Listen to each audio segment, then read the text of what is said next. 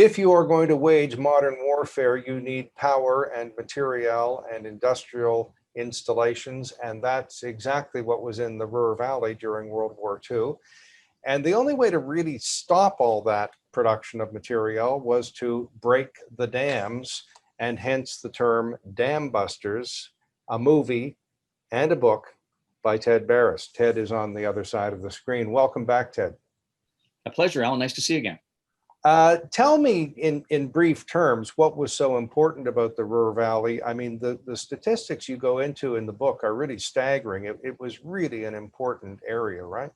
It was the heart of the German industrial military development process. Essentially, the river, its strength, powering through the dams. The dams had been built around 1900 to 1910. They were longstanding, mostly in those years, as resorts. The reservoirs that were created by the damming of the river created wonderful areas for Germans on the weekends and in the summertime to vacation by the water. There were boats and parks and all that sort of thing right up to the beginning of the war. But the more practical application, like in Canada, was water power to generate electricity. So in every one of those dams, and there were dozens of them, several more important than others, the Mona and the Ader and so on, was to essentially create electricity, which was then lined not too far away to the industrial plants for the creation of weaponry and steel and all kinds of munitions. It was literally, the river was the artery delivering the blood to the heart of the production of the German war machine, the Nazi war machine. So are we talking about trucks and tanks and planes and things all being made there? Well, essentially the steel for them. So you would have to have an extraordinary amount of power to smelt, to melt, to create to go from the iron ore that would come there to create the steel to make the weaponry. And so essentially that was the source of it. And it was recognized right from even before the war as a potential target. In 1937, a man named Barnes Wallis, whom we'll talk about, was part of a committee that was struck by Bomber Command and the Admiralty and all of the strategists who were recognizing that a war was coming, because remember, Hitler had taken over in Germany in 1936. In 1937, there was this committee to look at the dams as potential targets to essentially cripple that production, the billions and billions of tons of water that generated megawatts and megawatts and megawatts of power was an objective. The problem was they were virtually impregnable. How do you get there? How do you bring down such massive structures in one fell swoop? And that was the problem that this committee, that Barnes Wallis, as an engineer, a mere engineer, was part of, but he came up with that technique ultimately to have a crack at them. Well, if I'd have been on his committee, and he would have been mad to have me on it, but I would have said, well, drop a great big bomb on top of the dam. Why wouldn't that work?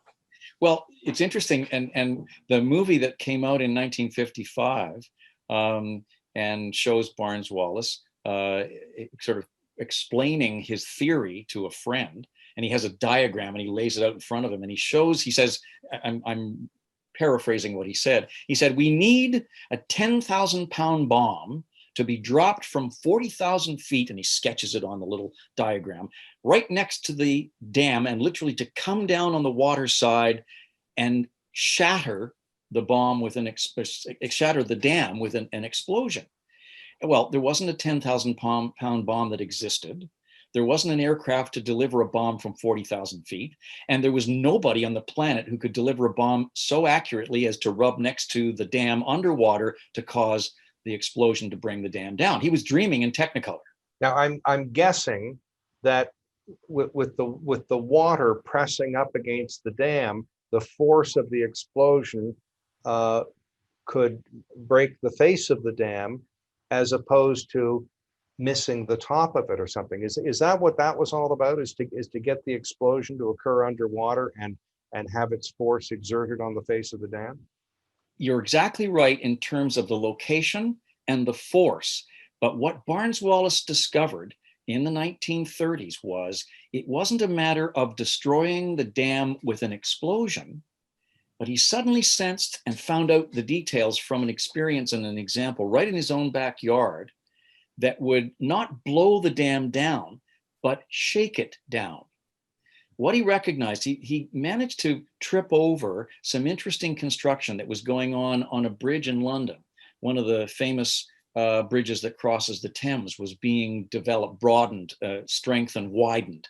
And they were having a problem with the building of this bridge. This would be back in the 1930s, maybe 31, 32.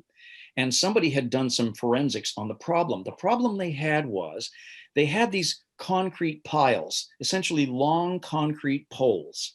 And the poles were being driven down through the Thames River mud, down to the bedrock beneath the mud. And as they pounded that concrete pylon down through the mud, and when it hit the bedrock, 1/500th of a second later, the vibration coming back up through the concrete on the rebound shattered the concrete pole. When they did the forensics on it, they realized, and hence Barnes Wallis did in a study of the forensics, a very interesting property of concrete. It can take tremendous pounding. It can take compression, that is the banging on the top of this concrete pole. What it couldn't withstand was the resulting vibration or tension in the rebound.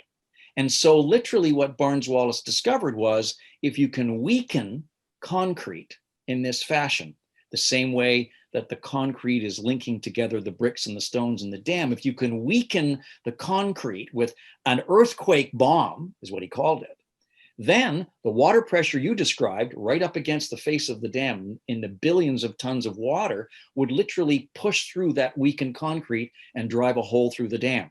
An earthquake, not an explosion.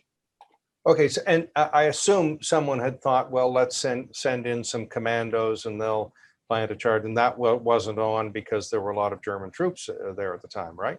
Absolutely, and the dams were highly guarded. In fact, up to literally weeks before the dams raid, coincidentally, there were a lot more guns defending the dams than was the case on the night of the raid in May of 1943. Because the Bomber Command bombers had been targeting the Ruhr, not just the dams, but other locations, the industrial cities like Essen and so on, when Arthur Harris was locating these places for big bomber raids, 1,000 bomber raids in February and March of 1943, the Germans relocated guns that had been positioned on and around the dams, took them away from the dams and took them to become anti-aircraft and defensive weaponry against the bombers around the cities, because they figured that the dams were not going to be attacked. Who would dare attack the dams? And how would they do it? Well, the only thing they feared, and this was part of the technique that Barnes Wallis evolves, the only thing they feared were torpedoes. If you could drop a torpedo, much the same way as an attack on a ship in the water, the torpedo could go to the ship and explode on impact, and ultimately, if it were the dam, erode it to destroy it by explosion. What the Germans simply did to defend the dams was to lay torpedo nets in the water some distance from the dam on the water side to prevent a torpedo attack. So by stopping torpedoes, the Germans figured the dams are safe. Okay, so you can't torpedo them, and that was a technology that existed. You could drop torpedoes from planes. You couldn't send in the SAS, and you couldn't drop a big bomb on top of the dam because you'd probably miss it. Okay, so what do they decide you have to do? Well, what he decides is somehow he has to get a bomb to go over top of the nets. In other words, to stay on the surface of the water. He's got to get a bomb that in some shape or other will maybe bounce or skip or spin or something and get over the torpedo nets and then get to the water side of the dam, and not over the dam because it's useless after that. Just get to the dam on the water side when there is the most water in the reservoir in the spring, in May, and have that bomb right up against the back of the dam sink, still touching the dam, as you described earlier, go to a certain depth and explode because it's sensitive to pressure from the water around it, like a depth charge. The idea was to get the bomb, If they could get it to a size of 10,000 pounds, great.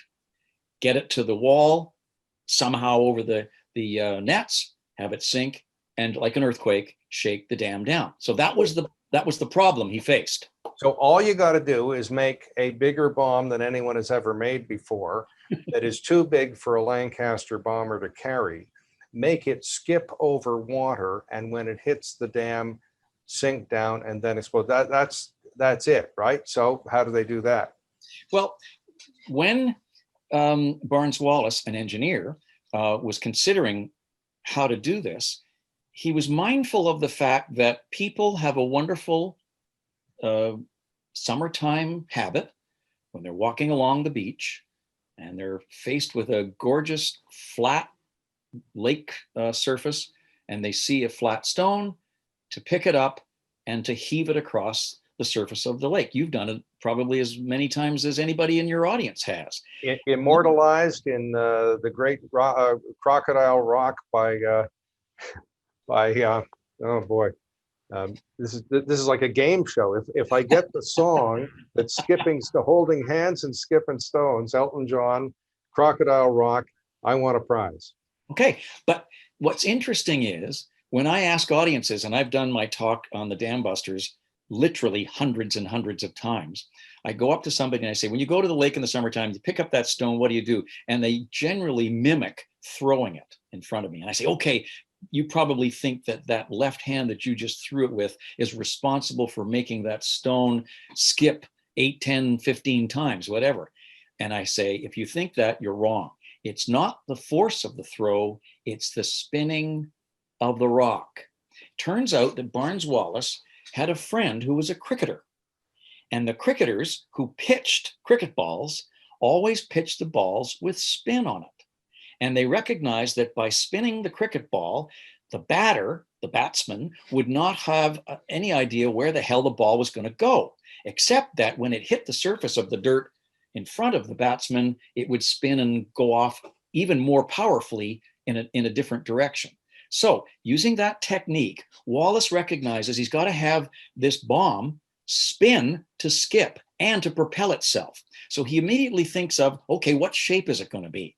The first prototype was a sphere, which he develops, and he says, he's at the manufacturing company that's affiliated with aircraft production at this time. Is that AV Row? No, it was Armstrong. Wasn't that silly? I can't remember. The machine gun manufacturers. Anyway, Vickers. Vickers Armstrong. And he says, I want you to build me a spherical bomb that could be 10,000 pounds, roughly 6,000 pounds frame and 4,000 pounds of explosive. And when he goes to the engineers at Vickers and says, I'd like you to, how long would it take? They said, maybe 2 years. This is 1943 or 2. They don't have time. And the world is coming to an end.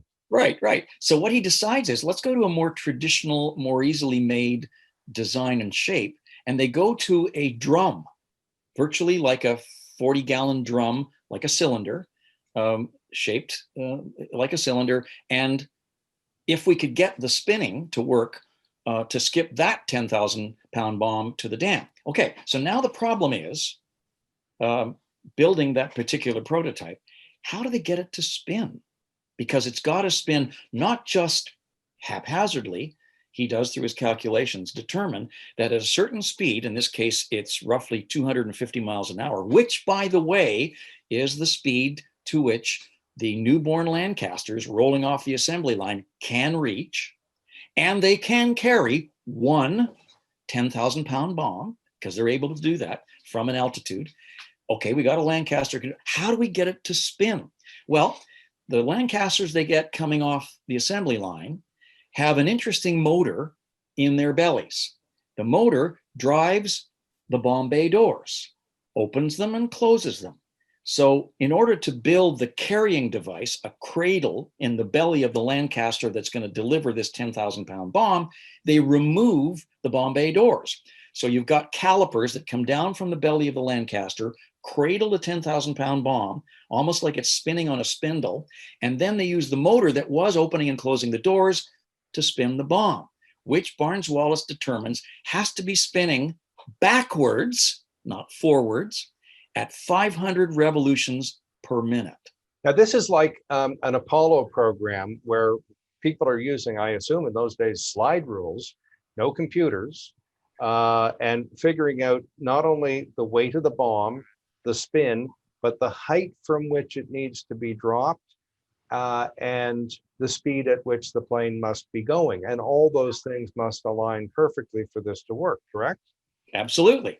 Now, would you then describe, we now have this bomb in the plane because it won't fit in the plane, it's too big. So it's on calipers, they figured out how to spin.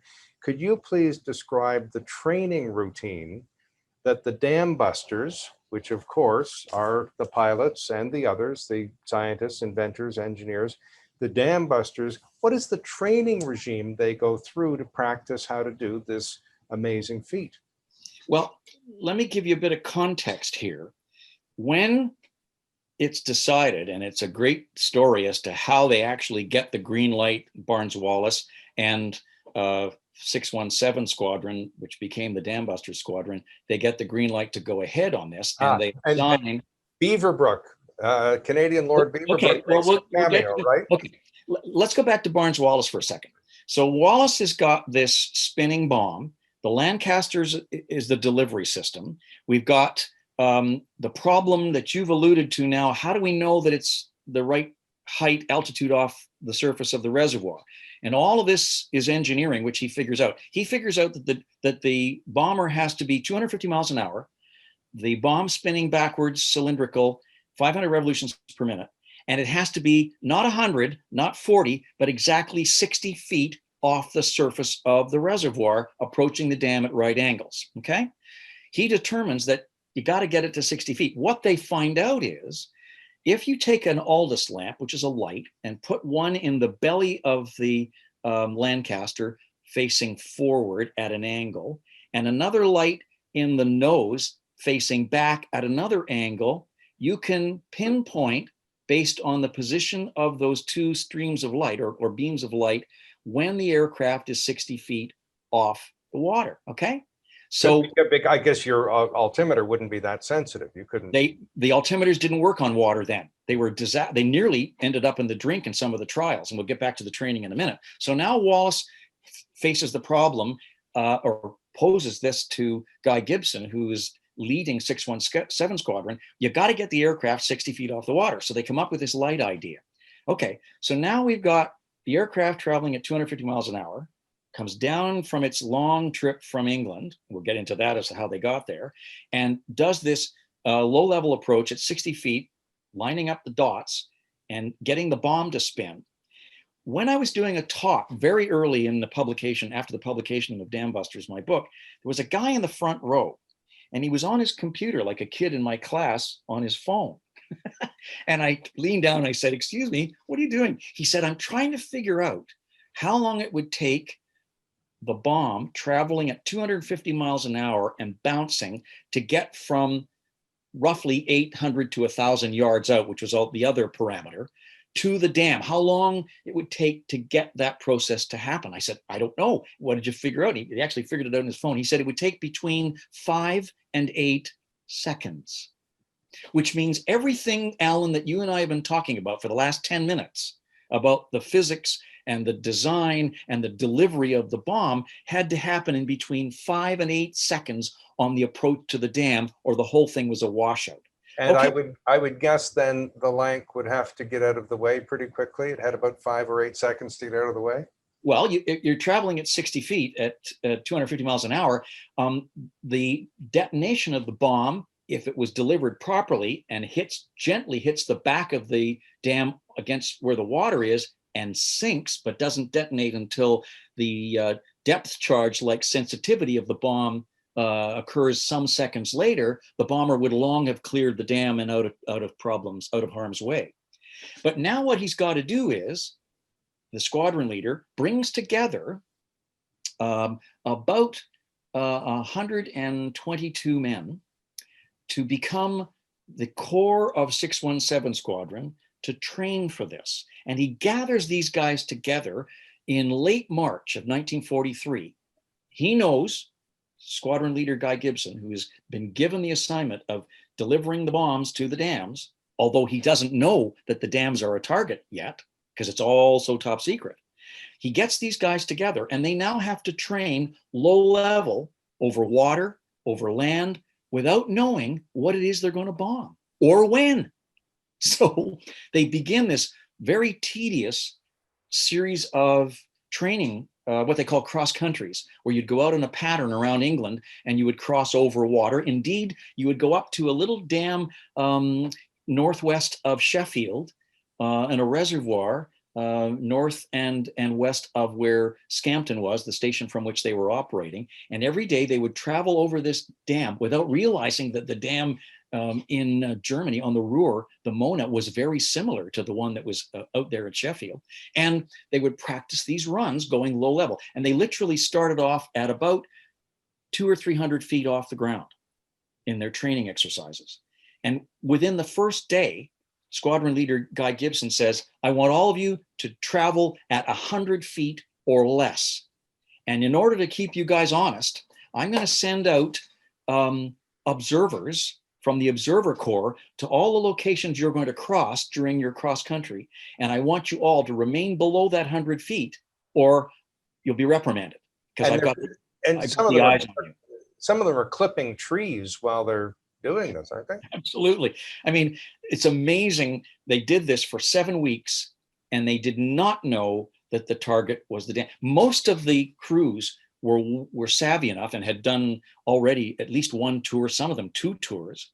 They knew that the Tirpitz, which was a big German battleship, was sitting up in a fjord in Norway.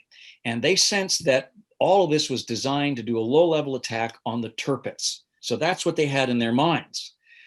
But in fact, the rhythm of that kind of an attack, whether it's a dam or the Tirpitz, was the same. Well, this is like the old joke, my work is so top secret, even I don't know what I'm doing. The whole team, at least one of them you document, found out that, wasn't it the day of what the target was? Everybody found out the day of. In fact, Gibson didn't find out that the targets were the 3 major dams, the Sorpe, the Eder, and the Mona dams, until probably a couple or 3 weeks before the actual attack. And this was so top secret that no one was to know until at least the day before, when he gave the key commanders of they were going to go over in 3 waves. And so he brought together the leaders of each of those 3 waves and spilled the beans on the 16th of May, 1943. The operation was the 17th of May, 1943. Okay. But for so on that day, that's when they found out. Now this was a dangerous mission. Many of them didn't come home. Very valuable attack on Germany. Took the war to the German civilians, really. But for comedy relief, if you could tell us of the brief tour of the Lancaster that a member of the women's division took. Well, when this training was going on, even the people on the station had no idea what was up. The only people who had the top secret information about target and speed and altitude, the specifics of it, was Guy Gibson. Now, as it turned out, there were a lot of people who were close to the activity. They saw the bombs in the last days leading up to the raid because they actually had to practice with the bombs spinning and doing the same routes over the ground and water that they would ultimately be doing on the trip. So some of the elements were there. And among the people who saw this was a WD. And the WD had a relationship with Guy Gibson. And so on the day they actually were bombing up on the day of the raid, she actually got the opportunity to go up into the flight deck to the cockpit of one of the Lancasters. I think it was Gibson's Lancaster. And she accidentally trips the bomb to fall out of the calipers. And everyone thinks, as it falls from the belly of the Lancaster onto the ground, oh my God, this thing's going to explode. Well, of course it wasn't, because it's sensitive to water pressure, not air pressure. But for a moment, there was this horrible moment that the entire thing, I mean, people were scattering. They were so worried that the thing was going to explode, but it was just an accident, which of course they recovered from. They simply repositioned the bomb back into Gibson's Lancaster's belly, and away they went. Now, in this training, dropping actual bombs, I guess without explosives in them, just to test the system, didn't some of the splashing of the water threaten to bring down the Lancaster? Yes, you and I have talked about the 60 feet and how critical it was that it be at that altitude. You could drop it at 100 feet, but if you did, when the bomb hit the water, it'd be like hitting concrete and it would shatter the bomb in a million pieces. If you dropped it at below 60 feet, they discovered, almost to their peril, the splash from the bomb hitting the water and beginning to bounce was so powerful, the plume that literally exploded up behind the aircraft into the tail could knock the tail of the Lancaster off and essentially put the crew in the drink and kill everybody. So this was right down to the last moment was a trial and error thing where they literally had to figure out the fine tuning to 60 feet, the fine tuning to 250 miles an hour, the fine tuning of the spinning bomb to 500 revolutions per minute backwards, and the all of the elements to get there were being tweaked right up to the day of the operation. And pretty rudimentary radar, radio communication, maps, and the searchlights from the enemy could blind the pilot. And I'm gathering from your book that they trained with goggles to simulate very poor vision. Yeah, they used the goggles, which were a certain color. I think they were yellow, and they screened the inside of the cockpit's visor with also film that approximated nighttime vision. So they would work with the same kinds of condition, even if they were flying in day, it looked like night. So that was a sort of an approximation of what everything was designed to give them as close to an actual sense of the attack from the get-go. Traveling at those altitudes, which, as you suggested, would bring problems if they clipped off some branches, staying at the right altitude, staying at the right speed. I mean, the reason that they were flying, we should probably indicate clearly here, the reason for the altitude below 100 feet was the Germans had a very effective radar system called Freya, which was located all along the coast of Europe, through the Netherlands, through Belgium, through France, down to the Pyrenees and Spain. It was like a blockade. And Freya was wonderful in tracking anything that came towards the shoreline of occupied Europe above 100 feet. Below 100 feet, not so much. So the idea was, if they can literally go under the radar, they could travel from Scampton in Lincolnshire in England all the way to the Ruhr, about 2.5 hours, deliver the bombs as we've described. And remember, each Lancaster had one bomb. If you do it wrong, you lose, and some of them got killed in the process, and then return 2.5 hours back to Scampton. There were 19 Lancasters. There were 19 that went out, and 11 came back.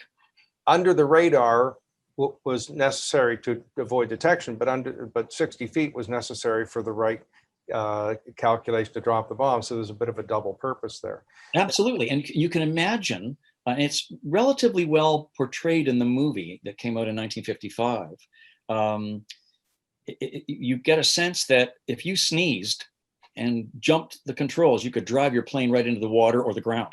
A number of the pilots whose memoirs and letters I read indicated there was a guy named Brown from Moose Jaw, and he remembered flying at such a low level. When they would in across the Dutch coastline, they were literally dodging the islands as they went through to the Zuiderzee to make their way to the Ruhr. That's how low they were. And when some of the German gunners along the coastline picked up on them, the trajectory of their guns couldn't go low enough to catch them because they were positioned to shoot up at aircraft flying at very high altitude, which the Lancasters have been doing all through the war. But that altitude below 100 feet, they couldn't bring their guns down far enough to catch them.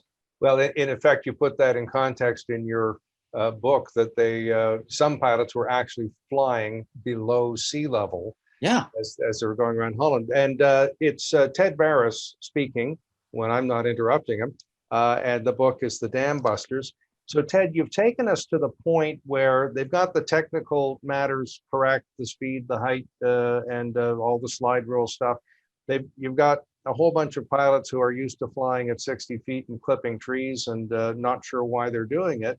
So now tell us about the actual raid.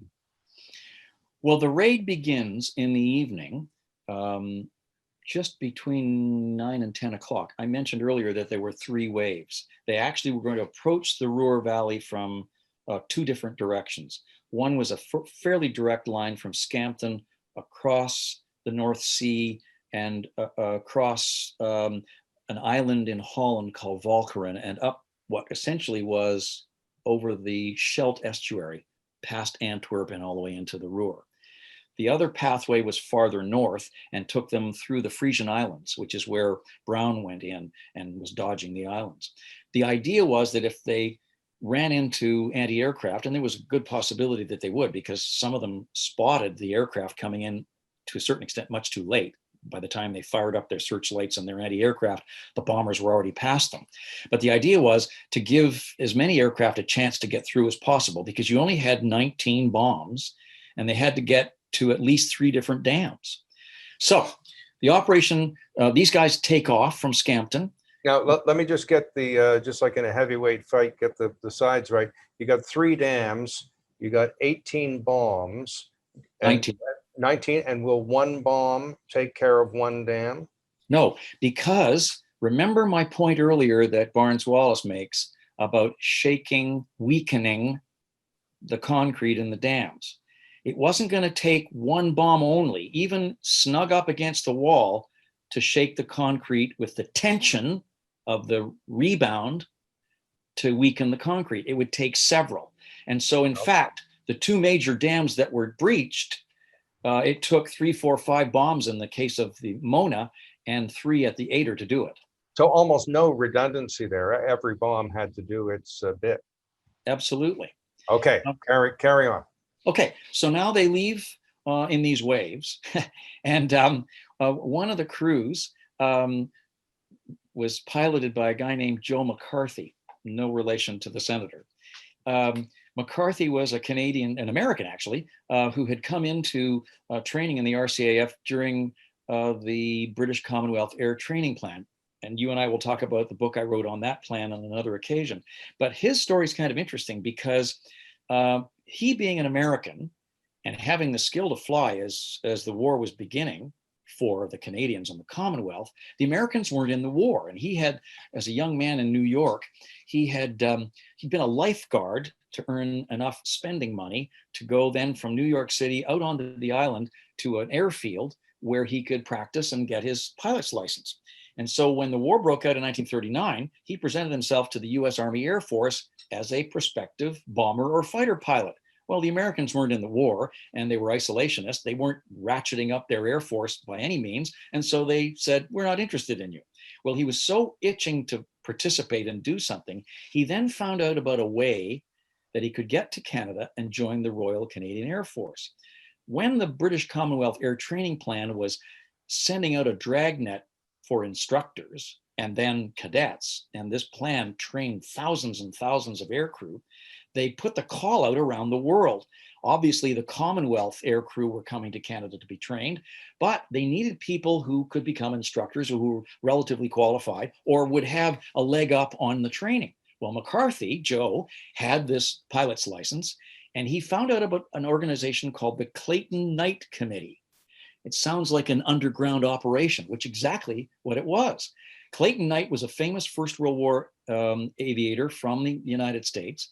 And that committee was designed to get qualified pilots and navigators smuggled out of the States, because remember, the Neutrality Act in the United States prevented Americans from participating in the war. It would smuggle pilots and navigators north to the border into Canada to train as pilots and navigators and the rest in Canada. Joe went by way of that underground railroad, if you like, to Canada, got his wings, and then just as he's graduating and about to go overseas, Pearl Harbor happens. And he's invited to go back to the States. He says, no, I'm going to stay in the Royal Canadian Air Force. And he does a full tour before Guy Gibson invites him on the operation. So he's one of the pilots who's leading he's going to the Sorpa Dam, which we'll talk about in a minute, because it was slightly different from the Mona and the Ader. So now Joe's navigator, a guy named McLean, is dealing with the problem inside the Lancaster of scrolling maps or using the rather cumbersome maps that we would use in the old days before GPS. You'd have a car glove compartment with, you're driving along and they covered the whole windshield of the car. My mother would hold it out and pick a better route, than my father wanted, and that was good entertainment for we didn't get anywhere, but it was entertaining. And then somebody would open the window and the damn thing would fly away and so on. Anyway, so McLean was dealing with and the other navigators, and they came up with a really different, distinctive, unique way of mastering the problem of handling those maps. Because all of the aircraft were so low to the ground, the corridors along which they would travel going to the dams was quite specific, quite narrow. So they then configured the maps on a scroll, and they chopped off the excess map that wouldn't be used, and they put it on a kind of a scroll that you rolled it and it would roll from one direction to the other. And then very neatly in front of the navigator in the darkness of his navigation position, he could have this scroller rolling out the map as they went across Europe to the dams. And McLean was faced with, do you want to do that? Do you want to use one of these scrolls? And he said, it's a brilliant contraption, but there's one problem, McLean said. He said, what if you get off course? Suddenly you're lost because that excess map is gone. He said, I'm going to deal with the cumbersome map like your mom in the car because just in case I need it, I want it there. And that decision saved the men on that flight from being killed. And here's why. Joe McCarthy took his Lancaster to the location. By the way, I should mention too that as they were about to take off in their Lancaster at Scampton, their aircraft developed a problem. It had a hydraulic leak. There was one spare aircraft. They bailed out of before they took off, they got out of their Lancaster and went to T for Tommy. They were in Q for Queenie. They went to T for Tommy for their flight, but they had to run to do this to catch up to everybody. Now, did that spare Lancaster, and I read this in the book and I wanted to ask you that, did the spare Lancaster have a bomb in it, have the calipers? Was it all outfitted? Okay, so it was ready to go. It really wasn't. And it wasn't, they could simply load the bomb from Q for Queenie to T for Tommy pretty quickly. In any case, these guys rushed to the second bomber, pile aboard and take off. And it's their bomber that they go to the Sorpa. Now the Sorpa, unlike the Mona and the Ader Dam, is not an earthen dam, which is not a concrete dam that's got the concrete and blocks. It's earthen, which means that the bomb is going to be dropped not perpendicular to the dam, but parallel to it. So Joe has to figure out a way of bringing his aircraft down parallel to the bomb, not perpendicular to it, not having the bomb spin, but still have it drop on the water side of the bomb at the Sorpa. And he has to work this all out on the day of the raid, because it's only then that he discovers his target's the Sorpa. Anyway, he does all that. They have the problem with Q for Queenie. They take off in T for Tommy. They get to the location. They get there at about 1 o'clock in the morning, and the whole Sorpa Valley is cloaked in fog. They can't even see the dam. So he's got to do passes to find the thing before he can drop the bomb. He did 9 passes over the dam before they did one. And of course, you can imagine they're coming in over high ground, and in some cases, buildings with large superstructures. You hop over the top of the dam, go down to, or the town, hop down to where the dam level is, drop your bomb within 1,000 or 2,000 feet, and then get the heck out of the valley before you hit the other side. So Joe does this after 9 passes. He's able to see the dam. They drop the bomb, lands perfectly, blows, doesn't breach the dam, but damages it sufficiently. Now Joe's got to get the hell out of there. So he now brings his Lancaster up out of the fog, staying under 100 feet, and they start to head for home based on McLean's navigational positioning. He takes his map, the big bulky one, and he says, head this direction, here are your coordinates, away you go. Now, not long after they leave the Sorpa, Joe McCarthy, who's the pilot, says, McLean, we're now seeing lights ahead of us. What is that? And he looks at his map, and there's a place ahead of them that's not supposed to be there. What he suddenly realizes is he's lost all of his coordinates, because when he went from Q for Queenie to T for Tommy, it's a completely different aircraft. Every aircraft, the steel in it, has an impact on a compass in the aircraft. The way the compass responded to the steel in Q for Queenie was different from the way the compass responded in the T for Tommy. All of his calculations were off by 6 degrees. So north was only sort of north, or just a little off north? They were heading to the city of Ham, which was surrounded by anti-aircraft fire. Had they gone there, they'd have been shot down. So now Joe puts the Lancaster at 100 feet off the ground into a circuit until his navigator McLean can figure out where the hell they go. They're off the track of the corridors. The full specter of the map allows him to find another way home. Had he not had that, they'd have been totally lost. So now they're circling as he does the recalibration of how to get home, and they get hit. An anti-aircraft shot comes crashing through one of the wings, shatters the astrodome at the top of the Lancaster, and showers poor McLean with shrapnel. So not only is he dealing with the stress of getting the Lancaster to the target and trying to recalibrate how to get home, there's shrapnel shrouding his, or showering down on top of him. Anyway, he manages to get through this, but that Joe is concerned that maybe that something wrong with the aircraft. Everybody gets on the intercom. Everybody's fine. They head back across Holland, across the North Sea, and they're on their way to Scampton, last approach, and Joe lets down the landing gear. He's only got one wheel. The right wheel has been blown away by that shell. He's got to land his Lancaster on one wheel. The old cliche from the movies, but this is real life. And now what he does is, and any of your audience who are pilots will respect this, that what you do is you bring the aircraft down. You're talking about a 10-ton aircraft. You bring it down and into an almost stall. In other words, slow it down, coming in over the grass field. It wasn't a tarmac. It wasn't concrete. You bring it in over the grass field. You're just about to stall it so that it will fall out of the air just inches from the ground, if you like.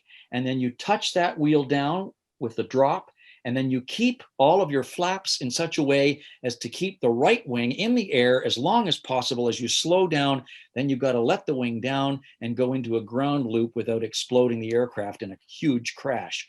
And so he lets the wing down, McCarthy does. He does a huge ground loop around Scampton. The plane comes to a stop and everybody's safe.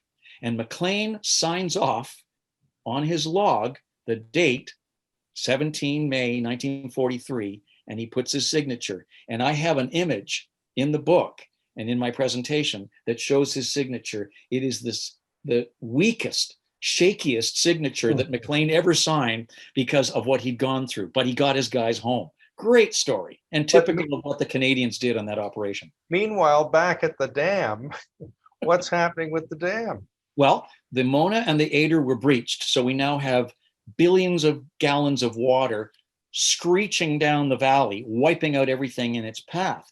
So at those two locations, for better than 100 miles, you're wiping out factories, you're wiping out farms, you're wiping out towns, and you're killing a lot of civilians as well as military people. And unfortunately, many people who had been essentially dragnetted into labor forces. They were POWs, or they were Dutch civilians or Soviet civilians who are now working in those factories. They were all drowned in the collapse of all those factories. Wall of water 30 feet tall, 100 miles long.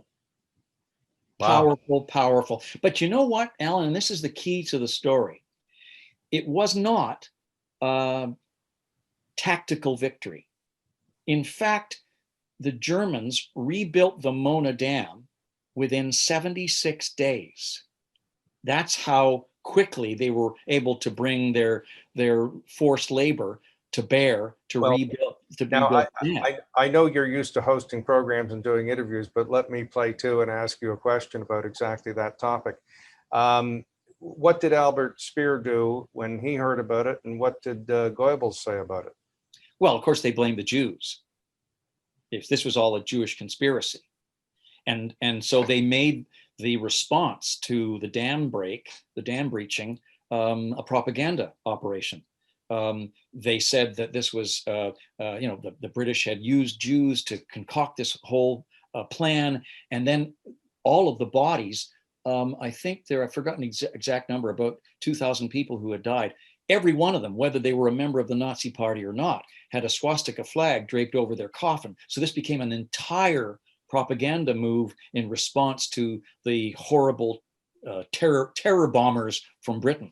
Now, and as you rightly say, in about 76 days, it was rebuilt, or the dams were rebuilt. So of the three dams, were all three destroyed? No, the Mona and the Ader were destroyed and then rebuilt. The Sorba was simply damaged. Okay, so all repairs are done within about 76 days, which Albert Speer was good at. And they're back in production. But wait, one problem. They're not functioning because they're most powerful in the spring when the water is flooding the reservoir. After the bombs hit, the water went away. The bombs made the dams ineffective, really, until the following spring. Right. So there's some residual effect there. But you rightly say it's approaching 50% of the crew didn't make it back. I mean, the toll was horrific. And the question that, in a way, you were asking yourself, I will reiterate, was it worth it? And that's the question that people have asked for 75 years. Was it worth it? And one of the elements in my research that illustrates the value of it, because it wasn't a tactical victory. They lost, as I said, 8 crews of the 19, and as you pointed out, and it wasn't a total decimation of the dams forever. What it did was, and it was a crucial moment in the war. Remember, the Allies had not had many victories in late 1942 and early 1943. There had been victories in North Africa. The Soviets were turning the tide at Stalingrad. The Battle of the Atlantic, about which I'm writing now, had turned. But this was the first significant moment that the Allies could say, we've hit Germany, we've hit the Nazis at where they're most vulnerable. Interestingly, when the crews get back to Scampton, within a week, they're paid a visit by the King and the Queen. And here was the value of what they had accomplished. Not the strategic, not the damage to the dams, none of that. But when the King and Queen came to Scampton and they met all of the crews who survived, almost before they were decorated, they thanked them for giving Britons hope. This was a victory of morale, not of things and munitions and destruction. This was building up Britons who had been weathering the war with no good news through their darkest hours, and suddenly they had a glimmer of hope. Coincidentally, Winston Churchill is in North America about to address Congress at this moment. He's actually in Congress either a day or two after the raid, and he can actually, and this is of course just after the Americans have come into the war, and he goes before Congress and explains to Congress that the Commonwealth has been bearing the burden of the war for 4 years. It's about time the rest of our allies joined the activity, and essentially shames the American into ramping up their input for the war. And so it's a valuable propaganda tool as well as a morale builder. And I think that's the speech in which he jokes that with one American parent, had the roles been reversed and his father been American, he might have got into the U.S. Congress on his own as opposed to just being invited in. Yeah, he did. He spoke to Congress a number of times. You're right. Ted, there were other benefits of that raid, it seems to me, that you document. One is, in a way, took the war to the average German citizen, which after the war, I think John Kenneth Galbraith studied and noted that there really wasn't the rationing or the deprivation or the sacrifice by the average citizen. And secondly, probably took some working power. I was going to use the gender specific, man hours or something like that, but it took some work hours away from the Nazis' special weapons, the V1, the V2, the nuclear and the jet engine and what have you. Is that overstating it? I don't think so, Alan. I think you're right. And it actually blossoms from there. I mentioned a moment ago about the propaganda value of draping all of the bodies from the dams raid with swastikas. This was an affront to the Nazis to have Bomber Command roar through in the middle of the night and damage, destroy these 2 dams and damage the 3rd and kill all these people and cripple industry temporarily, which is why they, from that affront, focused on a response, and they forced labor, recruited everybody, including those who were working on the Atlantic Wall, the wall that was being built to protect the occupied Europe against a coming invasion they knew was going to come. So you've got workers in France and Belgium and the Netherlands flowing to the dam to rebuild the dam instead of working on the Atlantic Wall, which in my assessment and evaluation gave D-Day a year later a leg up, because that delayed functioning construction of all the defenses that were being built along the coastline and gave essentially the Allies a little bit of a better chance to land with less progressed construction on the coast. Now, one of the neat things about all of your books that I've read is that you contextualize things. And by that, I mean you often start before the story begins, and history has an important word in it, story. You start before that story and you carry on a little after that story to show more context. Well, the dam busters, and I won't say decimated because that's only 10% of them, but almost 50% of them, by this raid, they did live again as a unit and had 2 spectacular and historic other missions. Could you talk about those? Well, one of them was a disaster because they tried to use the same technique that they had used against the dams at the Dortmund-Ems Canal in September of 1943. They did low-level attacks on an area of the canal that essentially was bringing U-boat parts and U-boats from Central Europe to launch in Kiel and beyond. And so they found this vulnerable part of the canal, which they hoped they could destroy the same way they had done the dams. It was a catastrophic loss of many of the crews that had actually survived the dams raid that night in September of 1943. That was a disaster. Later, other crews come on, and some of the men who'd survived both of those attacks went on to then take on the sinking of the Tirpitz, which is the battleship that I mentioned earlier. They ultimately used a different bomb that Burns-Wallace had created for that, called the Tall Boy. And there was another, he actually created about 5 or 6 different bombs. In any case, they destroyed the Tirpitz, and they were also key in the elimination of the E-boat, the German E-boat pens at Le Havre on the coast of France. Perhaps, very important. Yeah, perhaps 130 vessels. And wasn't it Bomber Harris who said if this had been a naval operation, it would have been considered one of the most successful of the war? Yeah, Trafalgar. Yeah. Yeah. And then finally, a bit of a raid on the V1 bomber that was just coming into its own, or the V1 rocket, right? Yeah, those locations were obviously on Bomber Command's list of activity. But you touched on something a moment ago that I wanted to spend a couple of minutes responding to, Alan, and it's absolutely bang on. The dams raid in my book, Dam Busters, is all finished about 2/3 through the book. So, okay, where the heck does Barris go with the last third of the book?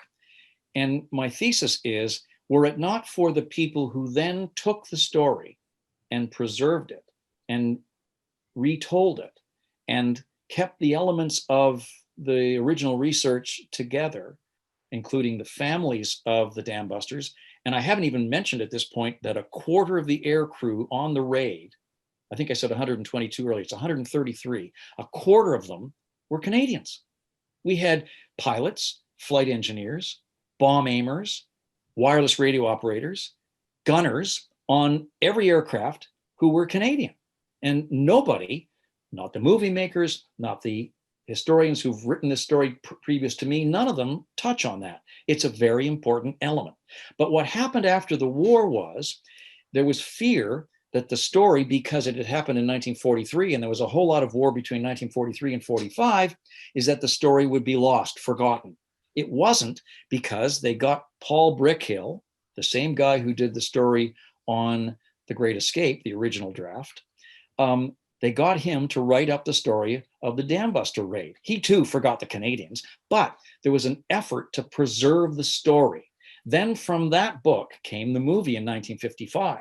But what I maintain is so much of that would have gone like, leaves in the wind and lost, were it not for the families who then felt there was more to tell, including the Canadian story.